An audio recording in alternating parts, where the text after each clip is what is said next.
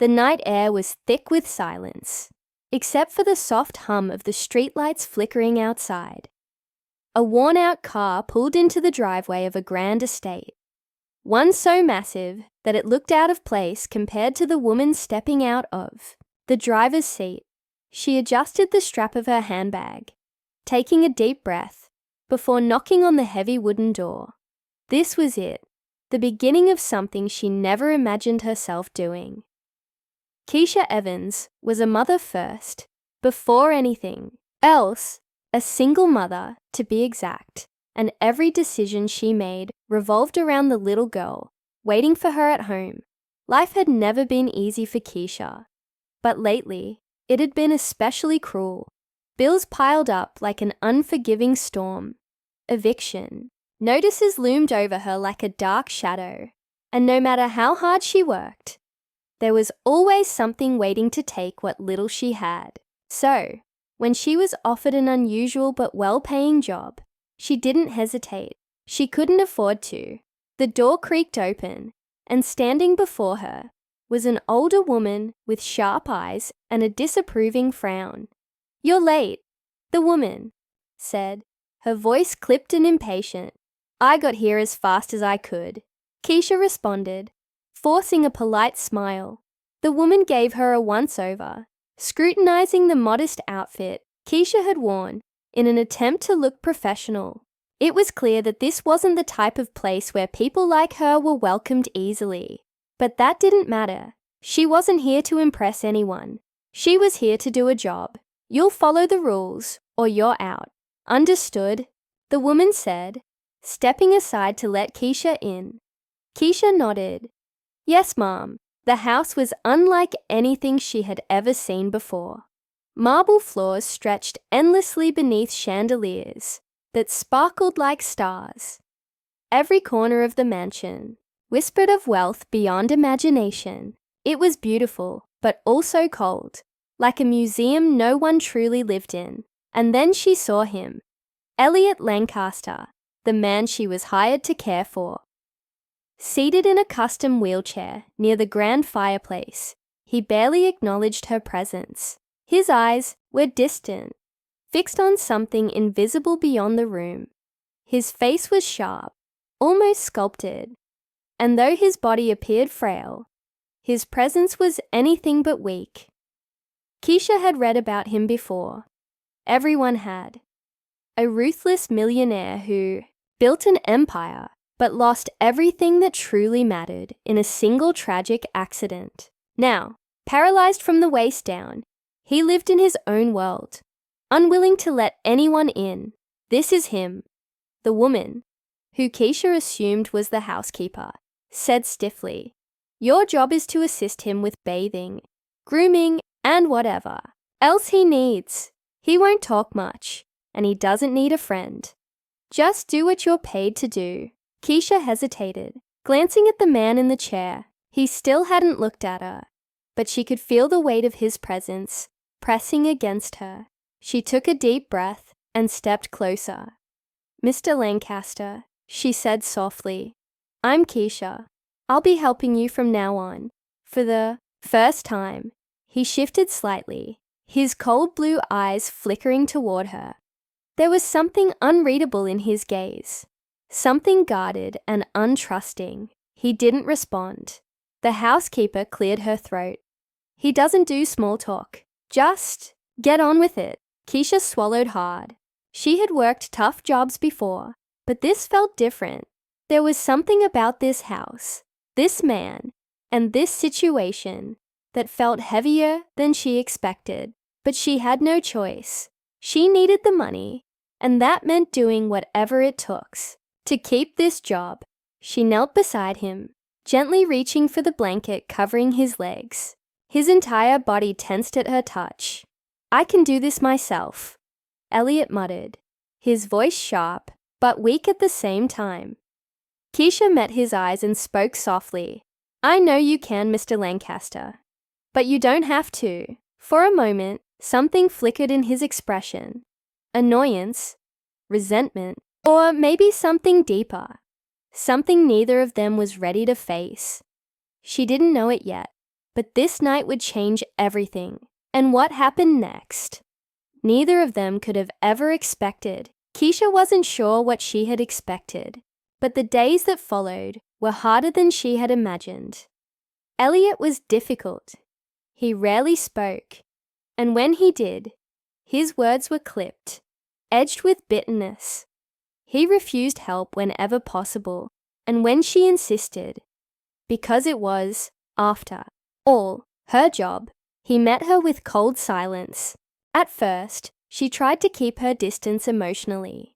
This was just work, nothing more.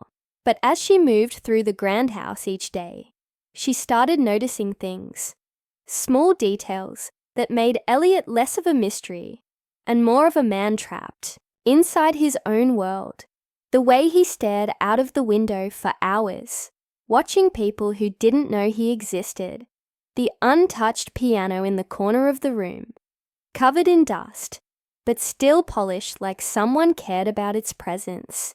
The books stacked haphazardly by his bedside, most of them unfinished. One evening, as she wheeled him toward the bathroom, he muttered, "I don't need a babysitter." Keisha sighed but didn't stop. "And I don't need an attitude." But here we are. He didn't respond.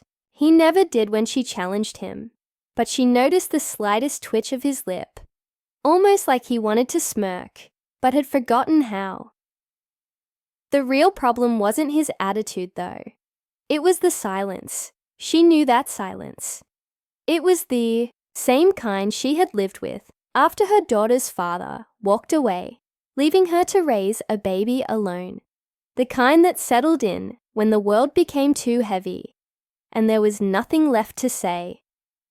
So, one night she talked, not because she thought he cared, but because she was tired of the emptiness between them. "My daughter Maya, she's 6, smart, too smart sometimes. She asked me last week why I don't have a magic wand to make our problems go away."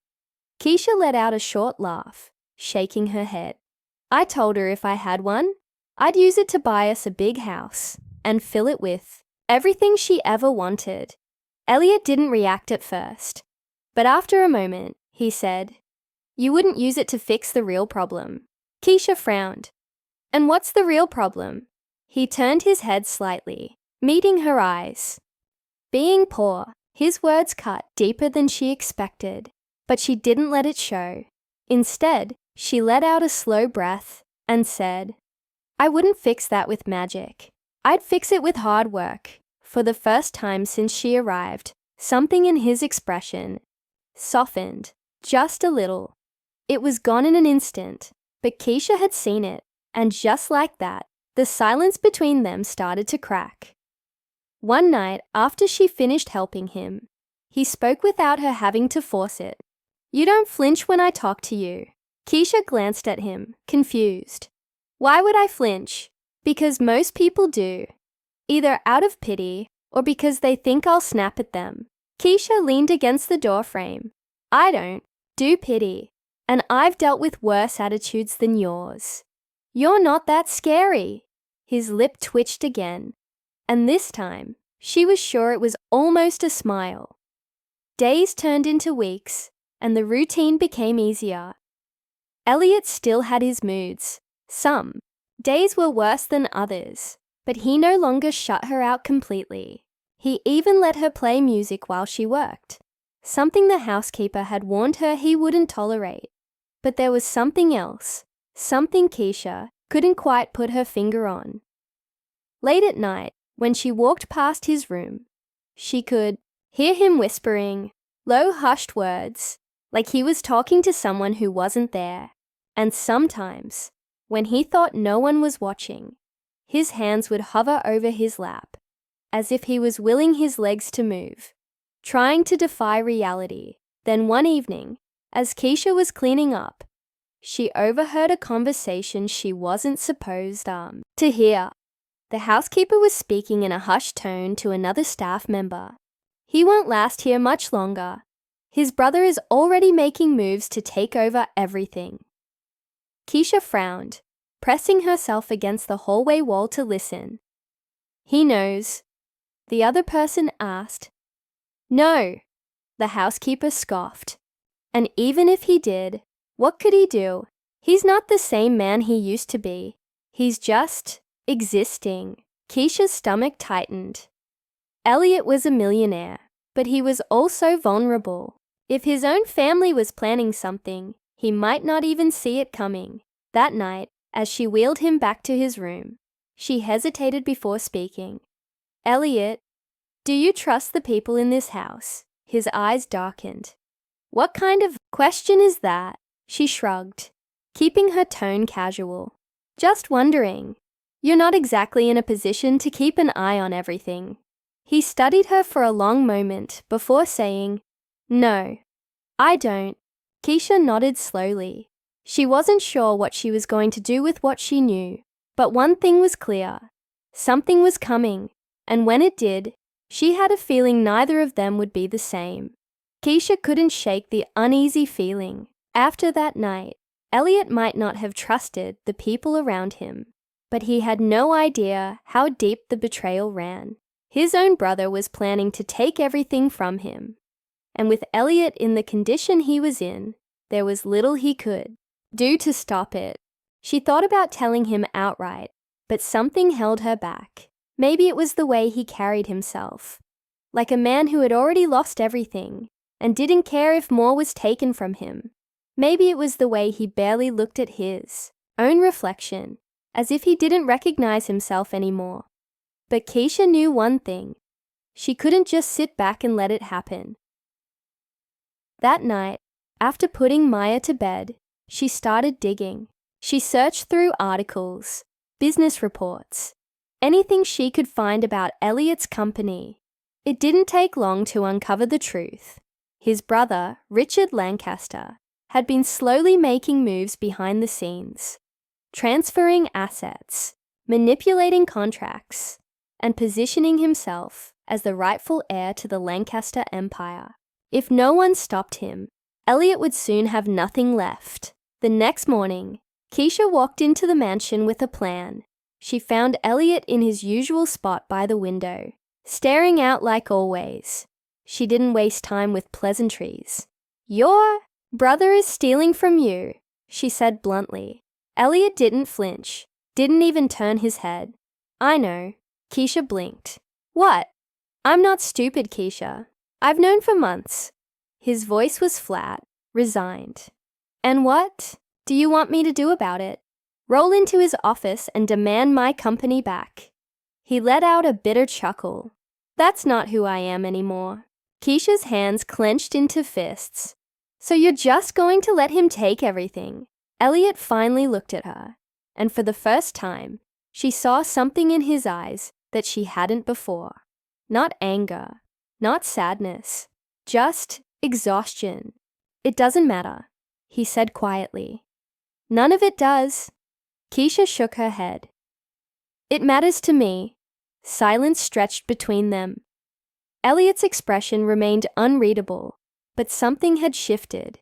For weeks he had pushed everyone away, but Keisha had stayed. She had seen him at his lowest, cared for him when he didn't want to be cared for.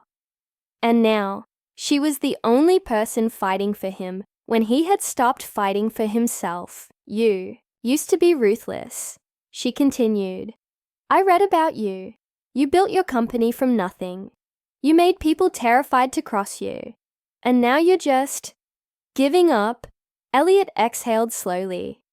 I was ruthless because I had everything to lose. Now I have nothing. Keisha knelt in front of him, forcing him to meet her gaze. That's not true, she said firmly. You still have a chance to take back what's yours, but you have to want it. For a long moment, Elliot said nothing. Then, finally he looked at her, really looked at her, and for the first time, there was something other than emptiness in his eyes. The next day, everything changed. Elliot summoned his lawyer. Documents were reviewed. Legal actions were set into motion. And before Richard could fully execute his plan, the tables turned. With Keisha's help, Elliot exposed his brother's deception, reclaiming control of his company. The fight wasn't easy. But Elliot wasn't the man he had been when Keisha first met him. He had stopped feeling sorry for himself when it was over. Keisha found him outside in the garden, somewhere he never went before. He was sitting in his wheelchair, staring at the sky instead of the ground. "You did it," she said, stepping beside him. He looked up at her, and this time, there was something in his expression she never expected. Peace. "No," he corrected. "We did it." Keisha smiled. "So what now?" Elliot tilted his head slightly. "Now, I start again." He paused, then added, "And I want to make you an offer." She raised an eyebrow. "What kind of offer?" "I want you to work for me. Not as a caregiver." He smirked. "As my business partner." Keisha's eyes widened. "You're joking." "I don't joke." Elliot's gaze was steady. "You're smart. You don't take nonsense from anyone. And you're the only person who stood by me when I had nothing. That's the kind of person I want by my side." Keisha hesitated. She had spent so long just trying to survive, trying to keep her head above water. The idea of something bigger, something that could change everything for her and Maya, it was overwhelming. But then she thought about how far she had come, how far they both had come. She met his gaze and nodded. "All right, let's do this." Elliot extended his hand. Keisha took it, and just like that, they began again.